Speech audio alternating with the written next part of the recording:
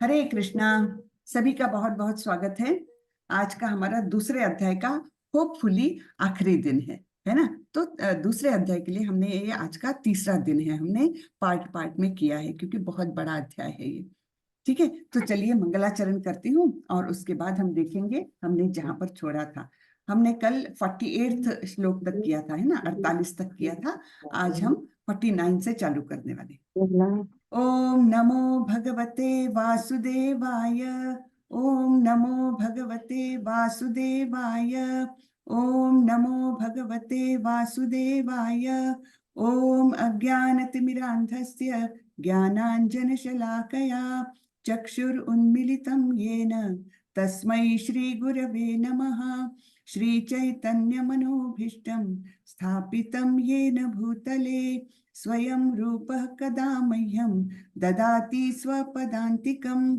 वन्देऽहं श्रीगुरु श्रीयुतपदकमलं श्रीगुरुन् वैष्णवांश्च श्रीरूपं साग्रजातं सहगण रघुनाथान्वितं तं सजीवं साद्वैतं सावधूतं परिजनसहितं कृष्णचैतन्यदेवं श्रीराधा कृष्णपादान् सहगण ललिता श्रीविशाखान्वितांश्च। हे कृष्ण करुणा सिंधु दीनबंधु जगतपते गोपेश गोपिका कांत राधा कांत नमोस्तुते। तप्त कांचन गौरांगी राधे वृंदावनेश्वरी वृषभानुसुते देवी प्रणमामि हरिप्रिये। नमो विष्णुपदाय कृष्णपृष्ठाय भूतले श्रीमते भक्ति वेदांत स्वामी इति नामिने। नमस्ते सरस्वती देवे गौरवाणी प्रचारिणे निर्विशेषा शून्यवादी पाश्चात्य देशतारिणी। जय श्री कृष्ण चैतन्य प्रभो नित्यानंदा श्री अद्वैत गदाधर श्रीवासादि गौर भक्त वृंदा। हरे कृष्णा कृष्णा कृष्णा हरे हरे हरे रामा राम रामा हरे हरे हरे कृष्णा कृष्ण कृष्ण हरे हरे हरे रामा राम रामा हरे हरे।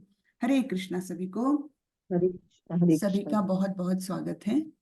तो चलिए हम देखते हैं। तो कल भगवान ने, हमने देखा था कि दूसरे अध्याय में बहुत सारी बातें बताई भगवान ने आत्मा के बारे में, है ना, कि हम शरीर नहीं, हम आत्मा है। और आत्मा के स्वरूप के बारे में भी बहुत सारी चीजें बताई, जैसे कि आत्मा क्या है, कि आत्मा जैसे देही है और ये शरीर जो है वो उसका वस्त्र है। तो जैसे मलिन वस्त्र हम उतारते हैं, पुराने वस्त्र हम उतार के फेंक देते हैं, बिल्कुल उसी तरह आत्मा भी पुराना देह जो बिल्कुल व्यर्थ हो गया है उसको उतार के फेंकती है, नया देह धारण करती है। यह है आत्मा का स्वरूप। और आत्मा कैसी है, उसको नैनम छिंदन्ति शस्त्राणि नैनम दहति पावकः न चैनम क्लेदयन्त्यापो न शोषयति मारुतः। यानी वो ना तो शस्त्र से खंड खंड की जा सकती है, न ही पानी में भिगाई जा सकती, ना अग्नि में जलाई जा सकती है, ना वायु से सुखाई जा सकती है। इस प्रकार और इसके बाद भी और बहुत सारे ये दिए हैं, गुण विशेष दिए हैं आत्मा के, है ना, भगवान ने। तो इस प्रकार समझाया है कि अर्जुन को समझा रहे थे ना वो, कि तुम ऐसे मत सोचो कि तुम इन सब के मृत्यु के कारण बनने वाले हो। ऐसा नहीं है, मृत्यु तो केवल शरीर की होगी। आ गया कि दूसरा अध्याय, हाँ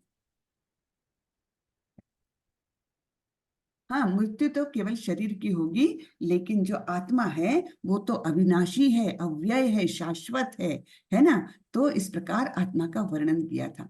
और फिर बोला था कि अच्छा तुम अगर सोचते हो कि आत्मा का भी मृत्यु होता है तो आत्मा जन्म लेगी मृत्यु लेगी, उसमें भी तुम्हारा क्या नुकसान है, उसमें भी तुम युद्ध कर सकते हो। और क्षत्रिय का तो धर्म है, अगर तुम अपने स्वधर्म से वंचित रह जाओगे, स्वधर्म का पालन नहीं करोगे, तब तो लोग तुम पर हंसेंगे, है ना, लोग तुम्हारा मजाक उड़ाएंगे कि ऐसे कैसे हो, तुमने अपने क्षत्रिय होने के धर्म का पालन नहीं किया। और फिर बोला कि तुम ऐसे सोच रहे थे ना कि तुमको कोई आनंद नहीं मिलेगा, क्या खुशी मिलेगी। अरे लेकिन क्षत्रिय क्षत्रिय के लिए तो युद्ध में मर जाना कितना दिव्य होता है। तो अगर तुम मर भी गए युद्ध में तो तुम स्वर्गलोक को प्राप्त करोगे, और अगर जीत गए तो यहाँ पर राज्य उपभोग करोगे। तो तुम्हारी तो विन विन सिचुएशन है, आइदर वे तुमको फायदा है। तो तुम ऐसे मत सोचो कि तुम्हारा नुकसान होने वाला है। फिर और बताया था कि अगर तुमने सोचा कि तुम युद्ध नहीं करोगे, और चाहे वो लोग युद्ध करने के लिए तत्पर क्यों ना हो, लेकिन तुम युद्ध नहीं करोगे, तो तुमको सब क्या मानेंगे, तुम भीरू हो, कायर हो, डरपोक हो, इस प्रकार तुम्हारी अवहेलना करेंगे। और तब तुमको कितना दुख होगा, है ना। तब तो तुमको मृत्यु से ज्यादा दुख हो जाएगा कि लोग तुम्हारे बारे में ऐसी ऐसी बातें कर रहे हैं। तो ये तुम्हारे लिए ठीक नहीं है। लेकिन तुमको कर्म करना है कैसे, सुख दुखे समे कृत्वा लाभा लाभौ जया जयो ततो युद्धाय युज्यस्व नैवं पापम अवाप्स्यसि। यानी तुम सुख और दुख को, जय पराजय को समभाव से लो, और इस भावना से जब तुम युद्ध करोगे तो तुमको पाप नहीं लगेगा। ठीक है ना। तो यहाँ पर बताया था योग की डेफिनेशन। योग किसे कहते हैं, समत्वम योग उच्यते, ऐसी समता योग कहलाती है। हाँ, तो इस प्रकार से भगवान ने बहुत सुंदर तरीके से एक्सप्लेन किया हुआ है। ठीक है। तो यहाँ पर बताया है, योगस्थः कुरु कर्माणि संगम त्यक्त्वा धनंजय सिद्ध्य सिद्ध्यो समो भूत्वा समत्वम योग उच्यते। हे अर्जुन, जय अथवा पराजय की समस्त आसक्ति त्याग कर समभाव से अपना कर्म करो, ऐसी समता योग कहलाती है। हाँ? तो यहाँ पर योग भी डिफाइन किया है भगवान ने, तो कल हमने यहाँ तक देखा था। ठीक है ना। योग यानी क्या, योग यानी भगवान से जुड़ना, परमेश्वर के साथ अपना संबंध बनाना, उसको कहते हैं योग। ना कि जो आजकल कोई भी चीज को चेयर योगा और पावर योगा, ऐसे कौन से योग जो बोलते हैं, वो केवल शारीरिक कसरतें हैं। अपने शरीर को सुदृढ़ बना सकते हो, थोड़ा बहुत कुछ मन को शांति भी ला सकते हो, लेकिन फिर भी वो योग नहीं है। योग केवल क्या है, जिस क्रिया के द्वारा हम भगवान से अपना संबंध जोड़ सकते हैं। योग यानी मिलना, है ना, योग यानी जुड़ना। तो जिस क्रिया से हम भगवान से जुड़ सकते हैं उसे केवल योग कहा गया है, बाकी सब चीजों को नहीं। ठीक है। तो ये कल तक का हमने रिवाइज किया थोड़ा सा। अब आगे बढ़ते हैं। तो 49 श्लोक में भगवान क्या बोल रहे हैं। अब भगवान अलग अलग तरीके के आर्ग्यूमेंट्स रख रहे हैं, क्योंकि अर्जुन ने पहले अध्याय में 5 कारण बताए थे युद्ध ना करने के, तो पांचों का खंडन कर रहे हैं भगवान। ठीक है, पांचों का खंडन कर रहे हैं। दूरेण ह्यवरं कर्म बुद्धि योगा धनंजय बुद्धौ शरणमन्विच्छ कृपणः फल हेतवः। हे धनंजय, धनंजय धनंजय क्यों बोल रहे हैं, क्योंकि जब युधिष्ठिर महाराज ने राजसूय यज्ञ किया था तब बहुत सारा धन जीत करके लाए थे अर्जुन उस यज्ञ के लिए। हाँ, इसलिए धन को जीतने वाले ये धनंजय, ऐसे अर्जुन को संबोधित कर रहे हैं भगवान। हे धनंजय, भक्ति के द्वारा समस्त गर्हित कर्मों से दूर रहो और उसी भाव से भगवान की शरण ग्रहण करो। जो व्यक्ति अपने सकाम कर्म फलों को भोगना चाहता है वे कृपण है। हाँ, तो जो अपना कुछ काम किया उसके बदले में कुछ ना कुछ मिलना चाहता है, मिलना चाहिए और उसको मैं भोगूंगा, इस लालसा से जो काम करता है वो कृपण कहलाता है। ठीक है। तो वैसा हमें नहीं करना है। कैसा करना है, भक्ति करने से हम सभी बुरे कामों से दूर रहते हैं। अपने आप ही भक्ति हमको एक पवित्रता देती है, एक दिव्यता देती है, जिससे हमारे मन में आता ही नहीं कि कुछ बुरे काम करो। हाँ, जैसे जो भक्ति में आ जाता, पहले चाहे जैसे अमेरिका में हमने देखा प्रभुपाद जी ने इतने शिष्य बनाए, उनमें से कई शिष्य ऐसे थे जो हिप्पीज थे, ड्रग्स लेते थे वे। लेकिन जब भक्ति में आ गए तो अपने आप में इतने शुद्ध हो गए, सारे बुरे काम उन्होंने छोड़ दिए, सारे बुरे काम, और बहुत ही शुद्धता से वे भक्ति मार्ग में लग गए। इतना ही नहीं, प्रभुपाद जी ने अनेक लोगों को ब्राह्मण दीक्षा तक दी है, तो इतने वे शुद्ध हो गए थे। हाँ, तो ऐसा नहीं है कि बुरे बुरे काम में एक बार लग गया आदमी तो उसका उद्धार नहीं हो सकता, ऐसा नहीं है। भक्ति के द्वारा एक कितना भी नीचे गिरा हुआ व्यक्ति क्यों न हो, उसका भी उद्धार हो सकता है, वो भी बहुत बड़ा भक्त बन सकता है। जैसे हमने इस्कॉन के कई लोगों को हमने देखा है, इस्कॉन में बहुत भक्त है, विदेशी खास करके, इवन यहाँ के हैं, लेकिन खास करके विदेशी को, क्योंकि उस समय का दौर ऐसा चल रहा था अमेरिका में कि बहुत ज्यादा लोग, यंग लोग खास करके, और अच्छे अच्छे रईस खानदान के लोग, पैसे वाले खानदान के बच्चे क्या कर रहे थे कि सब कुछ छोड़ करके गंदगी में रहते थे, ड्रग्स लेते थे, समाज का एक भी नियम पालन नहीं करना ये उनका नियम था। हाँ, समाज के लोग अगर बाल हेयर कट करते हैं, बाल कट करते हैं साफ सुथरे दिखने के लिए, ये हेयर कट नहीं करेंगे। बाहर के लोग, समाज के लोग अगर अच्छा स्वच्छता का पालन करेंगे, नहाएंगे धोएंगे, ये लोग नहीं नहाएंगे। तो उनका नियम ही ऐसा था कि कोई नियम का पालन नहीं करना, समाज के किसी भी नियम का पालन नहीं करना, यही नियम उन्होंने बना लिया था। ऐसे लोगों को प्रभुपाद जी ने भक्ति में लाया, तीव्र भक्ति में लाया, और उन्होंने अपने सारे गर्हित काम छोड़ दिए थे, एकदम शुद्ध हो गए थे। ठीक है ना, तो ये भक्ति की शक्ति है।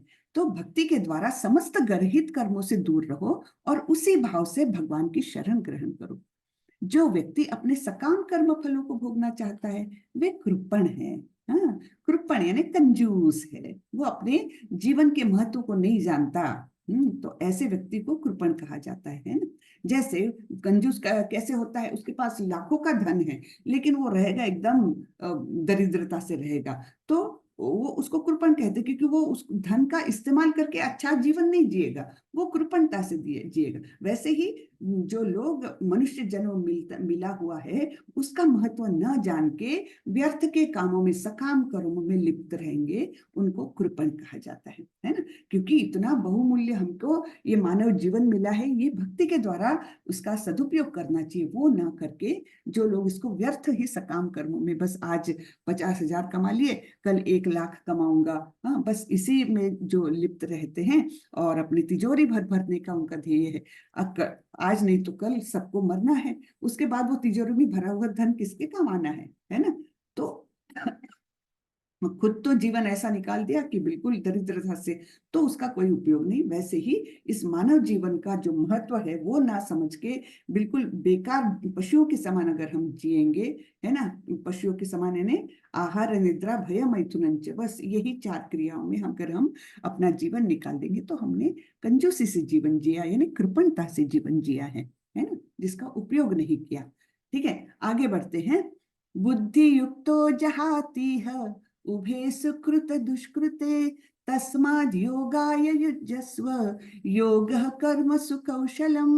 भक्ति में संलग्न मनुष्य इस जीवन में ही अच्छे तथा बुरे कार्यों से अपने को मुक्त कर लेता है, अतः योग के लिए प्रयत्न करो, क्योंकि सारा कार्य कौशल यही है। हाँ, तो कुशलता क्या है, जीवन की कुशलता, जीवन में कार्य कुशलता कैसे हम ला सकते हैं, हम जब अपने आप को भगवान से जोड़ने का प्रयास करेंगे तब हम कार्य कुशल कहलाएंगे, क्योंकि हमने अपने जीवन का सदुपयोग करना जाना है।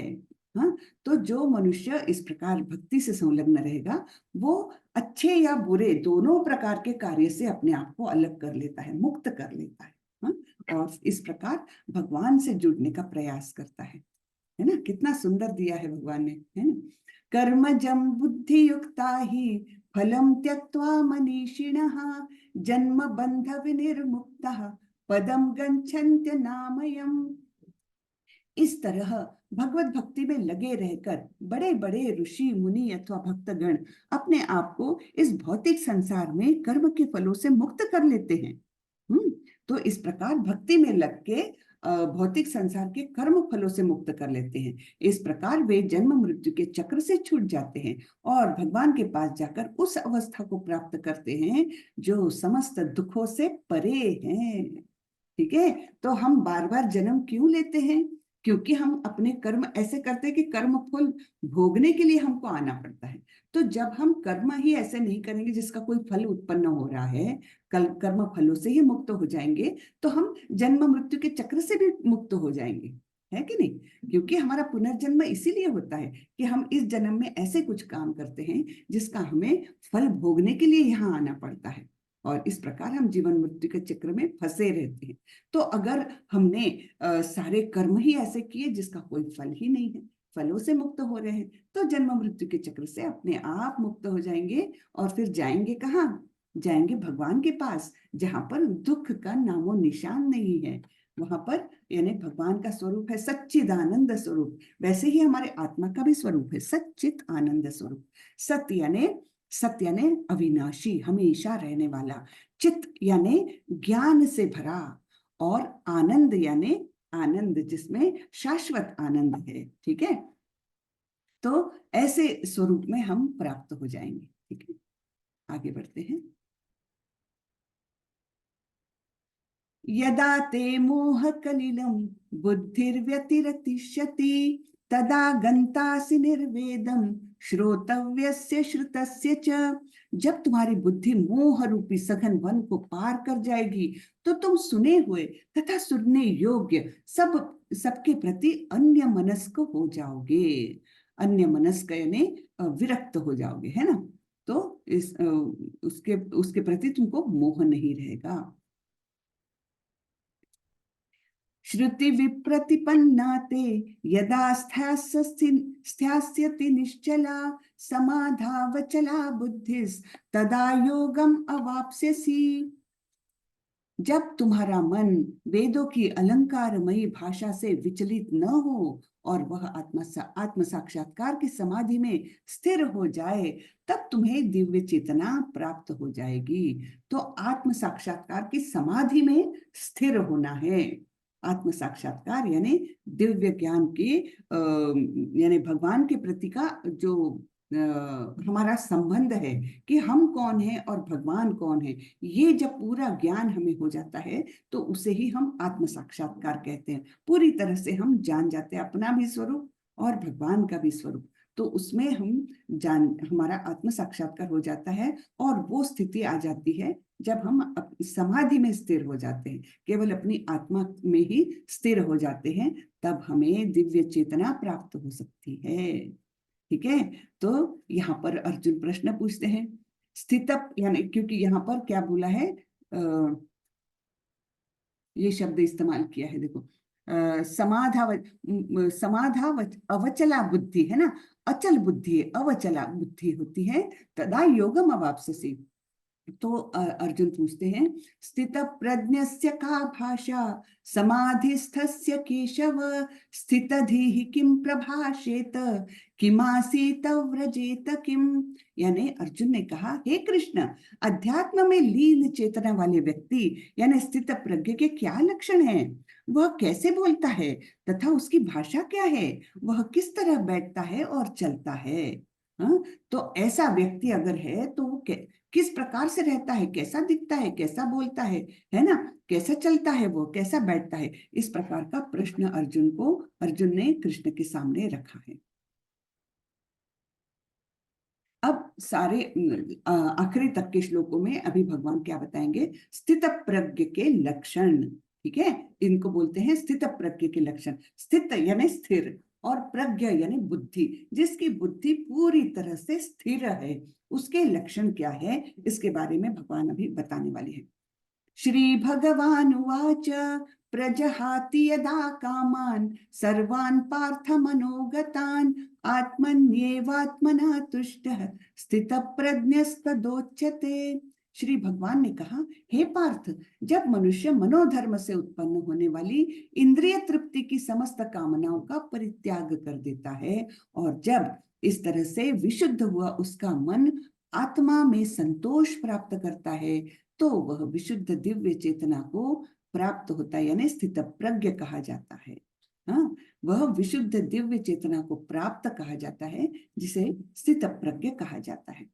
तो यहाँ से अभी भगवान स्थित प्रज्ञ के सारे लक्षण बताने वाले हैं, है ना। तो जो मनुष्य मनोधर्म से उत्पन्न होने वाली, मन से उत्पन्न होती है हमारी इच्छाएं, इंद्रिय तृप्ति की, कि मुझे अच्छा खाना है, चटपटा खाना है, या मुझे अच्छा म्यूजिक सुनना है, ये सब हमारी इंद्रिय है ना। तो इंद्रिय तृप्ति की लालसा पहले मन से उत्पन्न होती है और फिर इंद्रिय उस तरफ भागते हैं। तो मनोधर्म से उत्पन्न होने वाली इंद्रिय तृप्ति की सारी इच्छाओं का परित्याग कर देता है। ये इच्छाएं ही नहीं आती है उसके मन में, उनका ही परित्याग कर देता है, और उसका मन एकदम स्वस्थ, एकदम स्थिर और विशुद्ध हो जाता है। तो वो अपने आत्मा में ही संतुष्ट रहता है, उसको बाहरी कोई चीज की आवश्यकता नहीं, वो अपने आप में वैसे ही स्थिर हो जाता है और संतुष्ट रहता है, हमेशा संतुष्ट रहता है। तो ऐसे चेतना वाले व्यक्ति को कहा जाता है स्थित प्रज्ञ।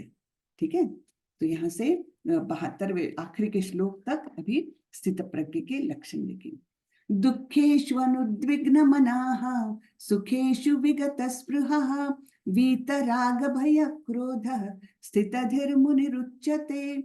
जो त्रय तापों के होने पर भी मन में विचलित नहीं होता अथवा सुख में प्रसन्न नहीं होता, और जो आसक्ति, भय तथा क्रोध से मुक्त है, वह स्थिर मन वाला मुनि कहलाता है।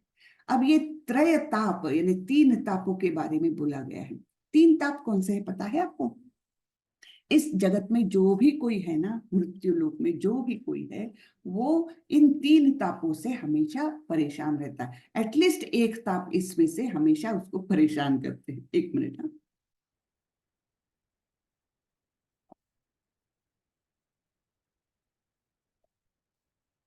तो ये 3 ताप है।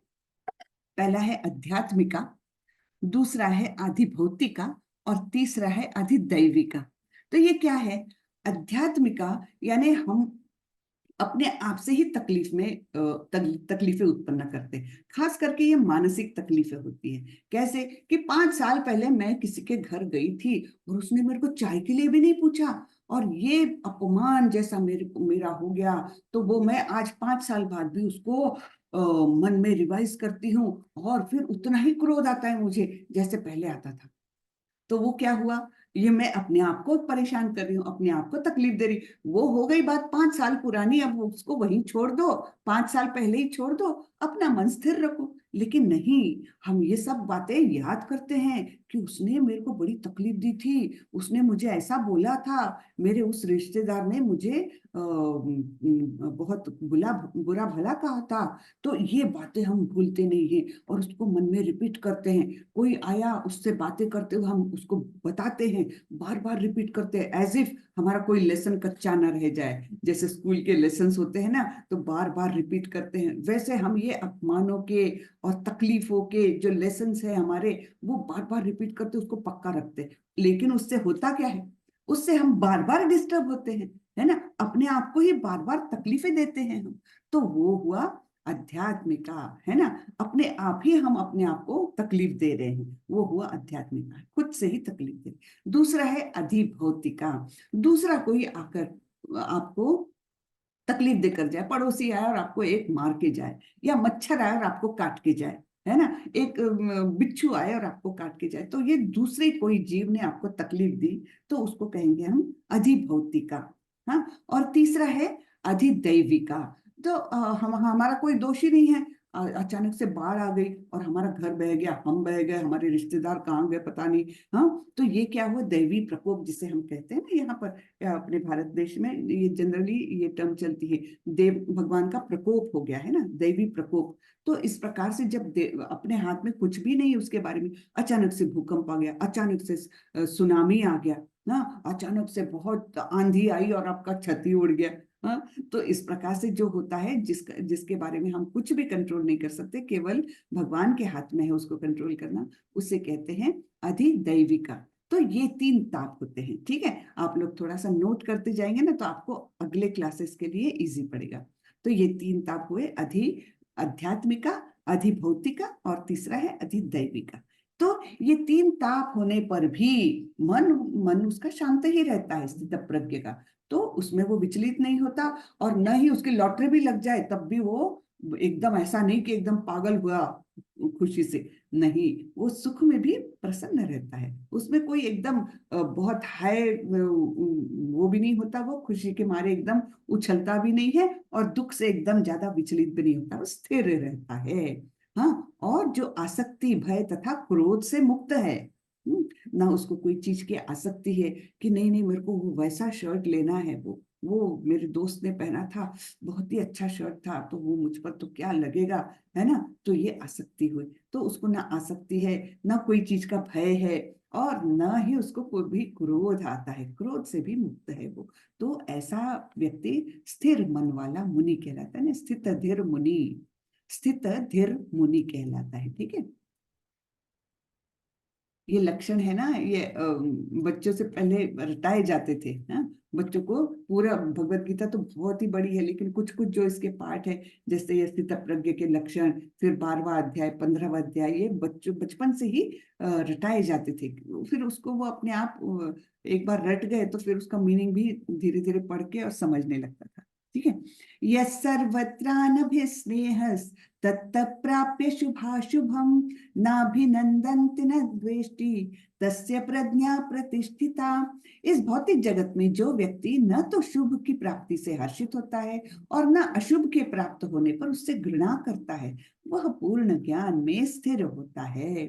तो ना तो शुभ से वो एकदम बहुत खुश हो जाएगा और ना ही अशुभ की घृणा करेगा, अरे मुझे ऐसा नहीं, घृणा भी नहीं करेगा कोई चीज से, दोनों चीज है। हाँ, ना तो हर्षित होगा और ना उसको कोई चीज से घृणा है, नफरत है, तो वो उसको स्थिर बुद्धि वाला कहते हैं।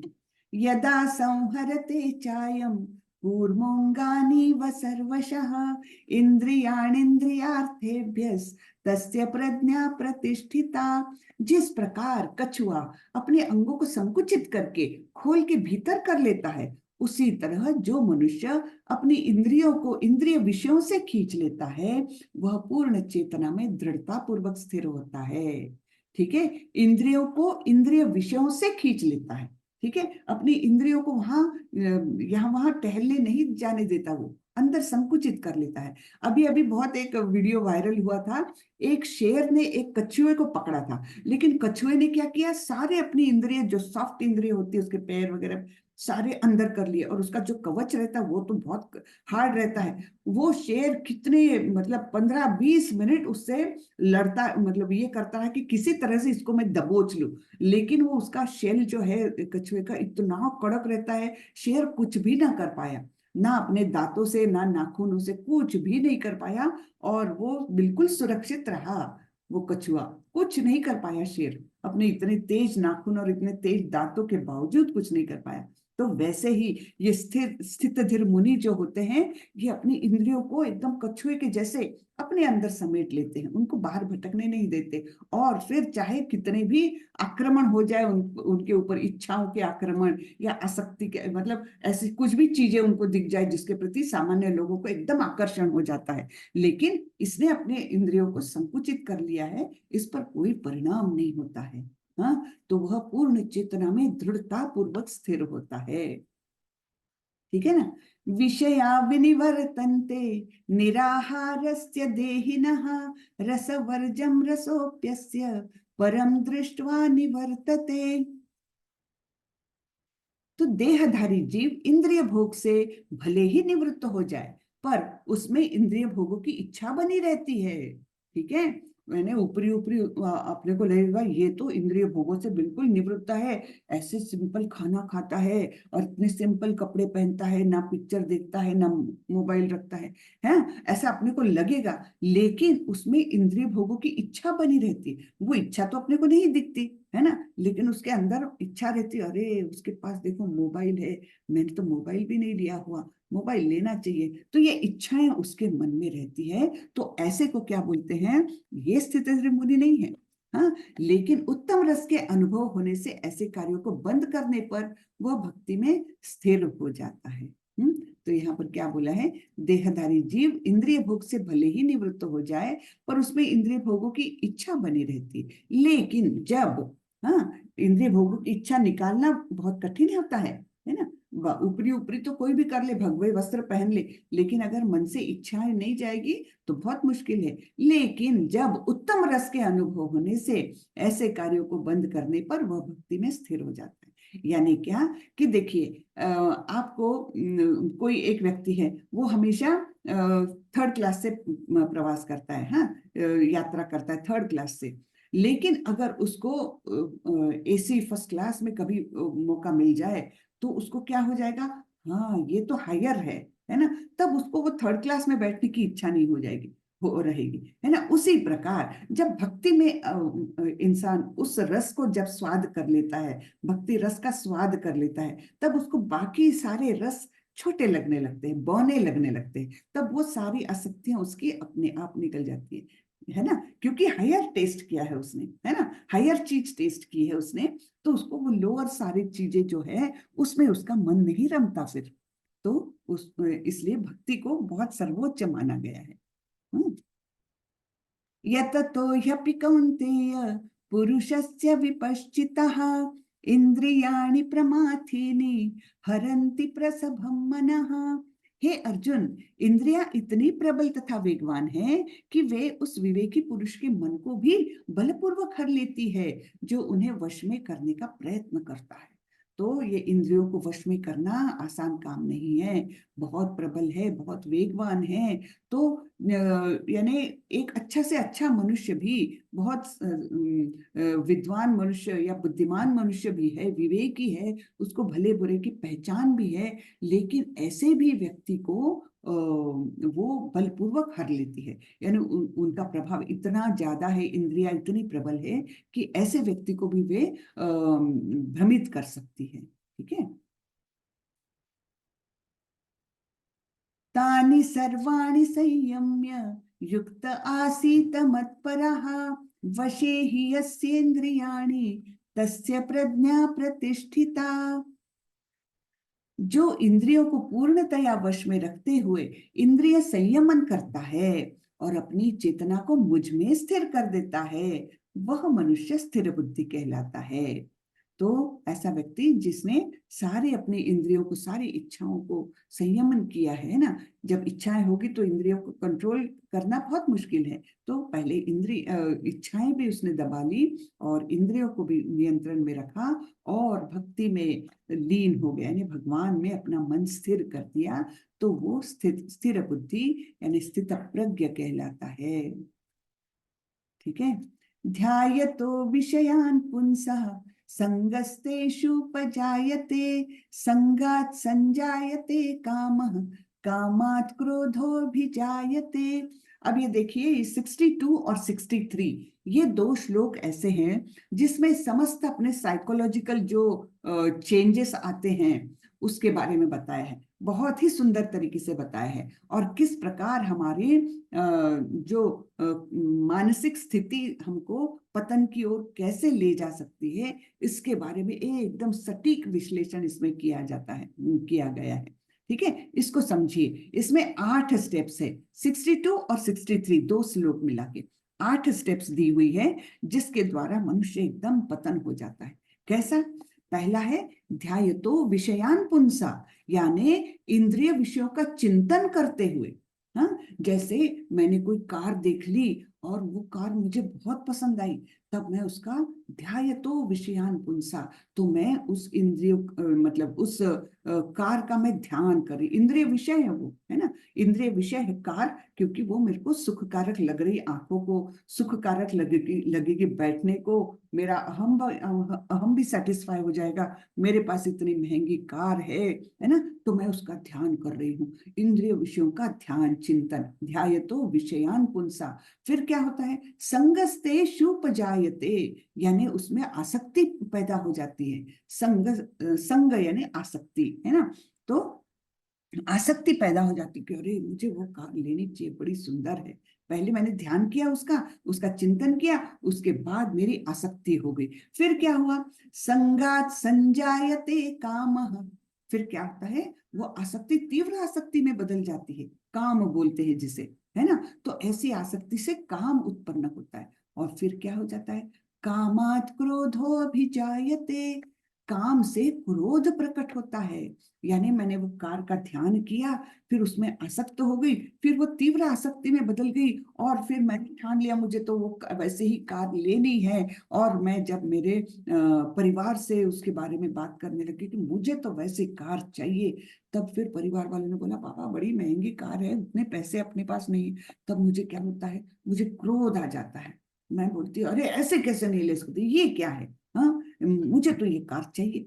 तो ये 4 स्टेप्स हो गए, ठीक है, अपने मानसिक संतुलन बिगड़ने की। ठीक है, ये 4 स्टेप्स। इसके अगले श्लोक में आगे की 4 स्टेप्स है। फिर क्या हुआ, है ना, पहले क्रोध आ गया, क्रोधात् भवति सम्मोहः। हाँ, क्रोध से सम्मोहित हो गई मेरी बुद्धि, मोह उत्पन्न हो गया। हाँ, क्रोधात् भवति सम्मोहः, सम्मोहात् स्मृति विभ्रमः। है ना, मोह से स्मरण शक्ति विभ्रमित हो जाती है, स्मरण शक्ति आहत हो जाती है। फिर क्या हुआ, स्मृतिर्भंशात् बुद्धि नाशो। हाँ, जब स्मरण शक्ति भ्रमित हो गई तो मेरे बुद्धि का नाश हो गया। और बुद्धि नाशात् प्रणश्यति, जब बुद्धि का विनाश हो जाता है तो हमारा पतन हो जाता है, हम गिर जाते हैं। यानी कितने सुंदर ये 8 स्टेप्स में पूरा साइकोलॉजी का एनालिसिस दिया है भगवान ने। हाँ, तो ये श्लोक तो आप लोग रट लीजिए, बिल्कुल कंठस्थ कर लीजिए। और जब कभी हमें क्रोध आता है या जब कभी हमारे मन में कोई चीज के प्रति आसक्ति निर्माण होती है, तो थोड़ा सा अपने आप को इन 2 श्लोकों के सहारे कंट्रोल में रख सकते हैं हम। तो ये 2 श्लोक तो आप लोग कंठस्थ कर लीजिए, बहुत सुंदर श्लोक है और बहुत कारगर है हमारे जीवन के लिए, जीवन को ठीक से चलाने के लिए। तो पहले इसमें क्या था, ध्यायतो विषयान् पुंसा संगस्तेषुपजायते, संगात् संजायते कामः, कामात् क्रोधोऽभिजायते, क्रोधात् भवति सम्मोहः, सम्मोहात् स्मृति विभ्रमः, स्मृति भंशात् बुद्धिनाशो, बुद्धिनाशात् प्रणश्यति। है ना, एकदम हम गिर जाते हैं, हमारा पतन हो जाता है। बुद्धि नष्ट होने पर मनुष्य भवकूप में पुनः गिर जाता है। तो ये 62 63 तो श्लोक आप लोग थोड़ा सा रट ही लीजिए। फिर आगे बढ़ते हैं। राग द्वेष विमुक्तैस्तु विषयान् इंद्रियैश्चरन्, आत्म वैश्यैर्विधेयात्मा प्रसादम अधिगच्छति। ये क्या बोल रहे हैं, किंतु समस्त राग तथा द्वेष से मुक्त एवं अपनी इंद्रियों को संयम द्वारा वश में करने में समर्थ व्यक्ति भगवान की पूर्ण कृपा प्राप्त कर सकता है। राग यानी क्या, राग यानी अटैचमेंट, आसक्ति। हाँ, राग यानी आसक्ति, और द्वेष यानी वैराग्य से, उससे हमको दूर हटना है। ठीक है, आसक्ति नहीं रखना है, उससे दूर हटना है। तो समस्त राग एवं द्वेष से मुक्त एवं अपनी इंद्रियों को संयम द्वारा वश में करने में समर्थ व्यक्ति भगवान की पूर्ण कृपा पा सकता है। प्रसादे सर्व दुखानां हानिरस्योपजायते, प्रसन्न चेतसो ह्याशु बुद्धि पर्यवतिष्ठते। इस प्रकार से कृष्ण भावनामृत में तुष्ट व्यक्ति के लिए संसार के तीनों ताप नष्ट हो जाते हैं। ठीक है ना, तो जब हम भगवान का प्रसाद पाते हैं, भगवान का प्रसाद यानी ही कृष्ण भावनामृत, अमृत है ये। तो इस प्रकार जब हम इस कृष्ण भावनामृत में संतुष्ट तरीके से रहते हैं, तो हमारे लिए कोई ताप, चाहे वो अध्यात्मिक हो, चाहे वो अधिभौतिक हो, चाहे वो अधिदैविक हो, तीनों ताप हमारे लिए नष्ट हो जाते हैं। और ऐसी तुष्ट चेतना होने पर उसकी बुद्धि शीघ्र ही स्थिर हो जाती है। जब अपनी चेतना संतुष्ट रहेगी तो हमारी बुद्धि भी स्थिर रहेगी। ठीक है, नास्ति बुद्धिर अयुक्तस्य न चायुक्तस्य भावना, न चा भावयतः शांतिर अशांतस्य कुतः सुखम। कहाँ से सुख मिलेगा, किसको, जो कृष्ण भावनामृत में परमेश्वर से संबंधित नहीं है, उसकी न तो बुद्धि दिव्य होती है और न ही मन स्थिर होता है। ना यानी लिखा है ना, नास्ति बुद्धिर अयुक्तस्य, अयुक्तस्य यानी जो भक्ति भाव में नहीं है, कृष्ण भावनामृत से संबंधित नहीं है, ऐसे व्यक्ति का क्या हो जाता है, कि उसकी ना तो बुद्धि दिव्य है, उसकी बुद्धि भी अच्छी नहीं है, और न ही उसका मन स्थिर है। और फिर जब मन में ही शांति नहीं रहेगी तो सुख कहाँ से आएगा? शांति के बिना सुख नहीं हो सकता, है ना। अशांतस्य कुतो सुखम, अशांत व्यक्ति के लिए सुख कहाँ होता है? नहीं होता है ना। इंद्रियाणाम हि चरताम यन्मनोनुविधीयते तदस्य हरति प्रज्ञाम वायुर्नाव इवाम्भसी। जिस प्रकार पानी में तैरती नाव को प्रचंड वायु दूर बहा ले जाती है, उसी प्रकार विचरणशील इंद्रियों में से कोई एक जिस पर मन निरंतर लगा रहता है, मनुष्य की बुद्धि को हर लेती है। मनुष्य की बुद्धि को हर लेती है कौन? कोई भी एक इंद्रिय जिसमें अपन ज्यादा आसक्त है, कोई भी इंद्रिय, तो वो अपने अपने को ऐसे दूर भगा के ले जाती है, ऐसे अपना मन अस्थिर कर देती है, जैसे कि नाव अगर हो, उसका वो क्या बोलते हैं, भारी जो जब वजन डाला है वो नहीं है, और नाव खड़ी है कहीं पानी में और खूब जोर से हवा आती है, तो कैसे नाव चली जाती है, कहीं भी कोई भी रास्ते चली जाती है ना, पानी में दूर तक चली जाती है। उसी प्रकार हमारी इंद्रियां इतनी फोर्सफुल है कि अगर हम जरा भी आसक्त हुए कोई चीज के प्रति, तो वो हमको इंद्रिय विषय और इंद्रियां हमें दूर तक हमारा पतन कर सकती, कहीं भी भगा के ले जा सकती है, हमारी बुद्धि को हर सकती है, हरण कर लेती है। तस्माद् यस्य महाबाहो निगृहीतानि सर्वशः इंद्रियाणीन्द्रियार्थेभ्यस्तस्य प्रज्ञा प्रतिष्ठिता। अतः हे महाबाहु, जिस पुरुष की इंद्रियां अपने अपने विषयों से सब प्रकार से विरक्त होकर उसके वश में है, उसी की बुद्धि निस्संदेह स्थिर है।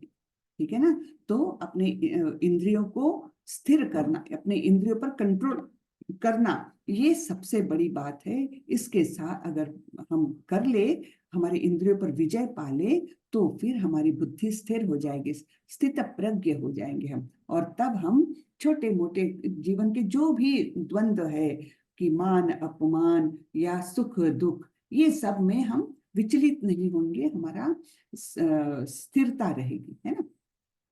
या निशा सर्वभूतानां तस्यां जागर्ति संयमी, यस्यां जागृति भूतानि सा निशा पश्यतो मुने। जो सब जीवों के लिए रात्रि है, वह आत्म संयमी के जागने का समय है, और जो समस्त जीवों के जागने का समय है, वह आत्म निरीक्षक मुनि के लिए रात्रि है। ये बिल्कुल हमारे जो इस्कॉन के जो ब्रह्मचारी या इस्कॉन में के जो फॉलोअर्स है ना, उसके लिए बिल्कुल लागू पड़ता है। कैसे? जैसे हमारे सारे ब्रह्मचारी उठते कब है? सवेरे 3 बजे उठ जाते हैं, और तब सारे लोग जो नॉर्मल लोग हैं, नॉर्मल जिसको नॉर्मल नहीं है वो, एक्चुअली नॉर्मल तो जो भक्त है वो नॉर्मल है, क्योंकि उन्होंने मनुष्य जीवन का महत्व समझा है। तो चलिए, वो तो अलग बात हुई। तो जो लोग सकाम कर्मी लोग हैं, जैसे वो लोग कैसे करते हैं? रात को लेट सोएंगे, सीरियल देखेंगे या कुछ ऐसी एक्टिविटी करेंगे, सीरियल्स देखते हुए आराम से फिर 11-12 बजे सोएंगे। फिर वो उठते कब है? सवेरे 8-9 बजे उठते हैं। तब तक ये लोग क्या करते हैं? 3 बजे उठ के उनका तो 8 बजे तक उनका सब कुछ हो जाता है।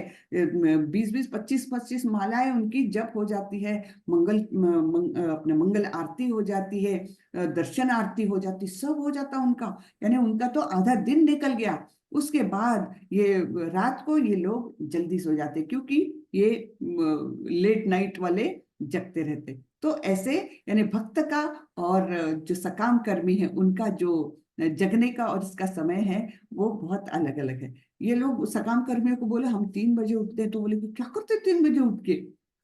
और हम सोचेंगे रात को 1-1 बजे तक क्या देखते हैं। हाँ, तो इस प्रकार ये बिल्कुल ये श्लोक है ना, जो आत्म संयमी लोग हैं उनका जो जागने का समय है, वो बाकी लोगों का सोने का समय होता है, और जो बाकी लोगों के उसका समय है तब ये लोग सोते हैं। इस प्रकार वो बताया है। जो जो सब जीवों के लिए रात्रि है, वह आत्म संयमी के लिए जागने का समय है, और जो समस्त जीवों के जागने का समय है, वह आत्म निरीक्षक मुनि के लिए रात्रि है। ठीक है ना। आपूर्यमाणम अचलम प्रतिष्ठम समुद्रमापम प्रविशन्ति यद्वत् तद्वत् कामां यं प्रविशन्ति सर्वे स शान्तिमाप्नोति न काम कामी। जो पुरुष समुद्र में निरंतर प्रवेश करती रहने वाली नदियों के समान इच्छाओं के निरंतर प्रवाह से विचलित नहीं होता और जो सदैव स्थिर रहता है वही शांति प्राप्त कर सकता है, वह नहीं जो ऐसी इच्छाओं को तुष्ट करने की चेष्टा करता रहता हो। तो कोई कोई लोग अपनी जो भी है इच्छा, मेरी इच्छा पूरी होनी चाहिए, विश लिस्ट बनाते हो, है ना, विश लिस्ट किया, मेरे विशेष क्या है, तो उनको तो वो ऐसे प्रवाह में चलते ही जाएंगे। क्यों? क्योंकि आज उनकी एक विश पूरी हो गई, 100 विशेष पैदा हो जाती है, 100 इच्छाएं पैदा हो जाती है। इच्छाओं का कोई अंत नहीं। लेकिन जो अपनी इच्छाओं को कंट्रोल में रखता है, इच्छाओं के निरंतर प्रवाह से विचलित नहीं होता कि आज ये इच्छा हुई, आज मुझे बर्गर खाने की इच्छा हो रही है, विचलित नहीं होएगा, ऐसे उसके मन में इच्छाएं नहीं आएगी इस प्रकार की। लेकिन एक एग्जाम्पल के लिए, तो सामान्य लोगों में तो आज मेरे को बर्गर खाने की इच्छा है, कल मेरे को पास्ता खाने की इच्छा है, वो इच्छाएं तो एक के बाद एक चलती ही रहेगी, उन पर विजय पाना चाहिए ना हमने, तो वो नहीं कर पाते हैं। लेकिन और फिर क्या होता है, वो तो अपनी इच्छाओं की तृप्ति में ही पूरा जीवन निकाल देगा, लेकिन इच्छाएं कभी समाप्त नहीं होगी।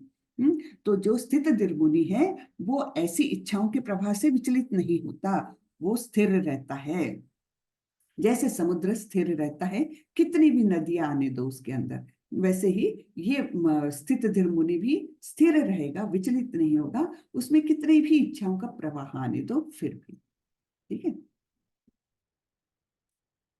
विहाय कामान् यः सर्वान् पुमांश्चरति निःस्पृहः निर्ममो निरहंकारः स शांतिम अधिगच्छति। जिस व्यक्ति ने इंद्रिय तृप्ति की समस्त इच्छाओं का परित्याग कर दिया है, जो इच्छाओं से रहित रहता है और जिसने सारी ममता त्याग दी है तथा अहंकार से रहित है, वही वास्तविक शांति को प्राप्त कर सकता है। तो वास्तविक शांति कौन प्राप्त कर सकता है? इंद्रिय तृप्ति की समस्त इच्छाओं का परित्याग कर दिया कि आज मुझे जीभ को तृप्त करना है चटपटा खा के, ये इच्छा ही नहीं, इच्छाओं से रहित है, उसकी सारी इच्छाएं कहाँ पर केंद्रित है? केवल भगवान में केंद्रित रहती है। फिर उसने सारी ममता त्याग दी है ना, आसक्ति त्याग दी है, चाहे वो कोई चीजों से हो, इवन चाहे अपने रिश्तेदारों से भी हो। ममता यानी यहाँ पर प्रेम से प्रेम का संबंध नहीं है, प्रेम तो सबसे करेगा वह व्यक्ति, क्योंकि वो जानता है कि सारी सृष्टि जो है भगवान से निर्मित है, हर कोई भगवान का अंश है। तो यहाँ पर ममता प्रेम के लिए नहीं है, आसक्ति के लिए है। तो वो आसक्ति उसने त्याग दी है तथा वो अहंकार से रहित है। अहंकार यानी ये मैंने किया, ये मेरा है, इस भावना से वो रहित है, ये भावना ही नहीं है। तो ऐसा व्यक्ति शांति को प्राप्त कर सकता है। हाँ?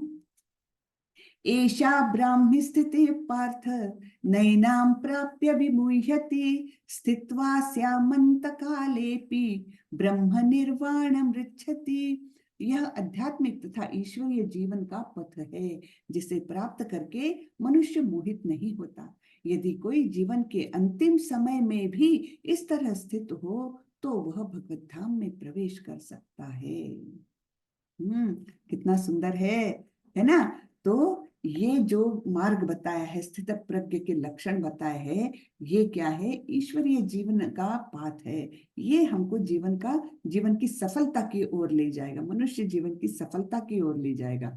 तो ऐसा जो एक बार पथ पर चल पड़ता है तो वो बाकी सामान्य चीजों से, कोई चीजों से मोहित नहीं होता। और ऐसी अवस्था हम, ऐसा नहीं है कि आज ही ये अवस्था हम प्राप्त कर सके, नहीं कर सकते, कोशिश में रहने का, लेकिन हो सकता है कि हमारे जीवन के अंत तक हमने प्रयास करना चाहिए। हो सकता है अंतिम समय में ही हम वो उद्देश्य प्राप्त कर सके। अगर पहले किया तो हमारा जीवन तो सफल हो गया, हम अभी ही पूर्ण सुखी हो सकते हैं, पूर्ण संतुष्ट रह सकते हैं, है ना।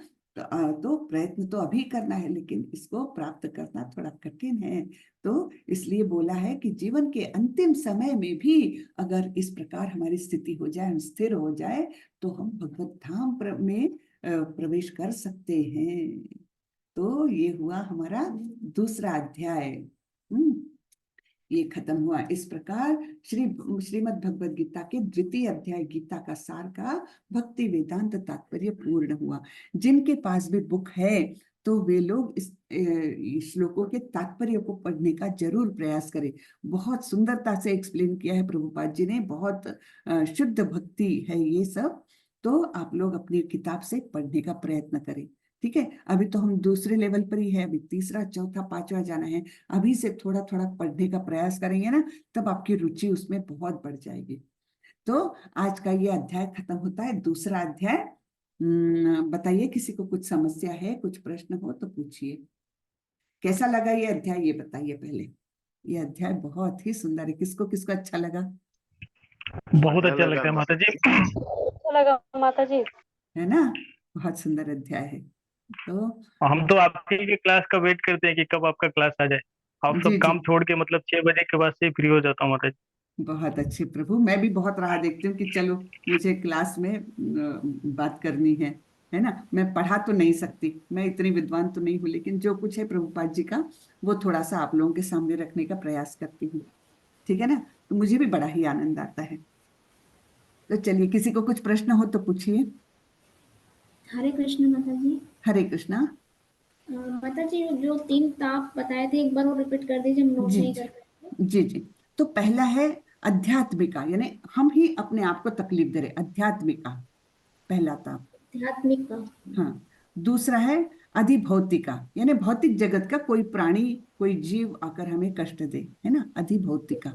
और तीसरा है अधिदैविका, जो देवताओं की तरफ से कहीं अचानक से बाढ़ आ जाए, भूकंप हो जाए और हमें बहुत तकलीफ हो जाए, तो वो अधिदैविका। ये तीनों ताप हम पर हमेशा आक्रमण करते रहते हैं। इनमें से एक ना एक ताप हमको हर क्षण में हम देखेंगे तो हमको तकलीफ देता रहता है। अभी इस क्षण मेरे को एक कहीं तो भी मच्छर काटे जा रहा है, तो ये अधिभौतिका तकलीफ में अभी भी मैं हूँ, है ना। तो जो भगवत भक्ति में आ जाता है उसको ये तीनों तापों से वो मुक्ति पा जाता है, ऐसा बोला है। जी माता जी। माता जी, और जैसे कि अपन इच्छा का त्याग भी कर सकते हैं, ममता मोह का भी कर सकते हैं, क्रोध और अहंकार भी छोड़ सकते हैं, पर मान और अपमान वो नहीं छूटता है। तो जब अहम की भावना ही जाएगी तो मान अपमान कुछ नहीं लगेगा माता जी। जब मैं ऐसा हूं और वो मुझे कम समझ रहा है, तब हम अपमानित ये कर सकते। लेकिन ये अहम की भावना ही नहीं रहेगी। मैं कौन हूं? मैं हूं भगवान का एक अंश, है ना, भगवान का सेवक। ये हमारी असली पहचान है। लेकिन हम क्या करते हैं, मैं हूं, इस घर की मालकिन हूं मैं, और मैं इतने बड़े पोस्ट पर काम कर रही हूँ, है ना, तो इतने 2,500 लोग मेरे अंडर में काम कर रहे हैं। ये अपने आप को, अपने शरीर को चिपका लेते, देहात्म बुद्धि को ये अहम चिपक जाता है, और तब ये मान और अपमान होता है। हाँ, जब मैं समझती ही नहीं हूं, मैं केवल एक तुच्छ सेवक हूं भगवान की, ये अगर मैंने मान लिया तो मेरा क्या मान और मेरा क्या अपमान, है ना, वो कुछ नहीं रहेगा। लेकिन उसके लिए हमें भक्ति में काफी आगे बढ़ना होता है, और वो होता है, ऐसा निश्चित रूप से होता है कि फिर एक स्थिति आती, ना मान ना अपमान, ना सुख ना दुख, इनमें कोई फर्क नहीं रहता। ये स्थिर बुद्धि का बोला है ना, स्थित धीर मुनि, है ना, जिसे स्थित प्रज्ञ कहा गया है। ये होता है, लेकिन उसके लिए बहुत एडवांस होना पड़ता है, धीरे धीरे होता है। खास करके जब हम माला जब अच्छे से तन्मयता से करने चालू कर देते हैं, तब हमारा ये अहम का भाव सबसे पहले कम होने लगता है। जी माता जी। जी। नहीं मतलब जैसे नॉर्मल साधारण सी कोई बात हुई, जैसे हमने आपसे कहा हरे कृष्ण माता जी और आपने रिप्लाई नहीं किया, हम्म। वो वहां पे वो थोड़ी सी कुछ कोई सी फीलिंग आती है कि अरे इन्होंने रिप्लाई नहीं किया, तो वो भी मान अपमान में सेट गया। नहीं, वो धीरे धीरे जाएगा माता जी, वो धीरे धीरे जाएगा, जरूर जाएगा। क्योंकि ये भावना, ये सब ऊपर से आई हुई भावना है ना, ये हमारे शरीर को चिपकी हुई भावनाएं हैं सब। हमको, और हमने अपना अस्तित्व ढूंढना है हमारी आत्मा के अंदर। हाँ, आत्मा है सच्चिदानंद स्वरूप, उसमें कोई मान नहीं, कोई अपमान नहीं, कोई दुख नहीं, कोई शोक नहीं, है ही नहीं वो हमारे अस्तित्व में। लेकिन ये हमारा भौतिक शरीर जो है, वो अपने साथ सब कुछ लाया है, तो उसी को हमने दूर हटाना है। और हटते जाते हैं, जैसे जैसे हम अपना आत्मरत होते जाते हैं ना, आत्मा के अंदर संतुष्टि पाने लगते, तब ये बाहरी चीजें, मान अपमान और सुख दुख क्लेश वगैरह, ये सब चीजें बहुत कम मायने रखती ही नहीं है मायने, उसके प्रति हमारा कुछ भी आसक्ति नहीं रहती। हाँ जी माता जी। जी, हरे कृष्ण। Very good. चलिए, तो किसी का कोई प्रश्न नहीं है लगता है, तो आज यही खत्म करते हैं। कल से नया माता जी। अध्याय, तीसरा श्लोक, तीसरा अध्याय है। जी जी माता माता जी। जी, जी माता जी। माता जी फिर शरीर की पीड़ा क्यों होती है, जैसे हेडेक हो गया या जैसे बॉडी एक वगैरह रहता है, तो माता जी वो सब क्यों होता है? ये भी अध्यात्मिक का है, ये अध्यात्मिक का ताप है, ये हमको कष्ट देते हैं ना। अपने आप ही बुखार आ गया, कुछ कारण नहीं, अपने आप ही बुखार आया है और शरीर में पीड़ा हो रही है, ये सब अध्यात्मिक का। हाँ, तो ये ताप, तीनों तापों में से कोई ना कोई हमें परेशान करता ही रहता है। आप कभी भी कोई भी समय में देख लीजिए, तो या तो अपने मन के अंदर ऐसे विचार चलते हैं, कोई तो भी बात को लेकर हम दुखी हो जाते हैं। हाँ, और हम देखिए, कभी हम बुरी यादें करते हैं ना, अपने आप अपने शरीर में कितने बदल होते हैं। अपने को जब गुस्सा आता है मन ही मन में, तो हमको पसीना आने लगता है, थोड़ी सी कंपन होने लगती है, मुंह सूखने लगता है। तो ये मन जो है, ये तो बहुत ही ज्यादा पावरफुल है, वो अपने शरीर में बहुत चेंजेस ला सकता है। ऐसा कहते हैं ना, डॉक्टर्स भी कहते हैं कि 80% ऑफ जो बीमारियां हैं वो मन से ही उत्पन्न है। जो बीपी है, शुगर है, ये सब क्या है? ये हमारे मानसिक असंतुलन के कारण होते हैं। तो अगर मन शांत है तो आपकी 80% तो बीमारियां वैसे ही होती ही नहीं है ना। जी जी। माता जी, तो इनसे बचने का मतलब कोई उपाय? बचने का यही उपाय है कि हम हमारा मन स्ट्रांग करें। मन कैसे स्ट्रांग होगा? कि जब हम अच्छे से माला जप करके, माला जप एक बहुत ही प्रभावी ये है। आप बोलोगे माता जी आप तो हर चीज में यही बोलते नहीं हो, नहीं। माला जप नहीं है, नहीं यही कहिए, लेकिन ये बहुत ही ज्यादा प्रभावी साधन है, बहुत ही ज्यादा। तो जब शांति से आप माला जप करने लगते हैं ना, आपके ये सब काम, क्रोध, लोभ, मोह, मद, मत्सर, ये जो कल्मश है अपने मन के ऊपर चढ़े हुए, ये सारे एकदम जैसे धुलने लगते हैं अपने आप में, धीरे धीरे धीरे कम होता है। और अपने आप में हम परिवर्तन महसूस कर सकते हैं कि पहले मुझे कोई ऐसी बात बोलता था तो मुझे कितना गुस्सा आ जाता था, 10 दिन तक मेरे को ऐसा लगता था कि मैं उस आदमी को जाके मारूं। ये जब मेरी 5 साल पहले की अवस्था थी, आज मुझे कुछ भी नहीं लगता। ऐसे अपने आप में चेंजेस हम महसूस कर सकते हैं। जी ठीक है ना। हाँ बिल्कुल। जी, हरे दंडवत प्रणाम। कृष्ण, धन्यवाद, प्रणाम। चलिए, तो हम आज कौन सा, आज मंगलवार हुआ ना, आज मंगलवार ही है ना। हाँ, जी। बुधवार और गुरुवार और 2 दिन है, शायद हमारा तीसरा अध्याय इस हफ्ते में खत्म कर सकेंगे हम। कल से तीसरा अध्याय, ठीक है। चलिए, वाचा कल्पतरुभ्यश्च कृपा सिंधुभ्यैव च पतितानां पावनेभ्यो वैष्णवेभ्यो नमो नमः। अनंत कोटि वैष्णव वृंद की जय, श्रीला प्रभुपाद की जय। हरे कृष्ण। तो कल हरे पौने कृष्णा 7, माता जी। हरे कृष्ण, कल पौने 7 से हम माला जप चालू करेंगे, ठीक है। सब लोग आ ठीक है। जाइएगा प्लीज, नहीं तो मैं ठीक है। अकेली करते बैठूंगी तो अच्छा नहीं लगेगा मुझे। ठीक है, हरे कृष्णा, हरे हरे कृष्णा। कृष्ण माता। हरे कृष्णा माता जी। हरे कृष्ण।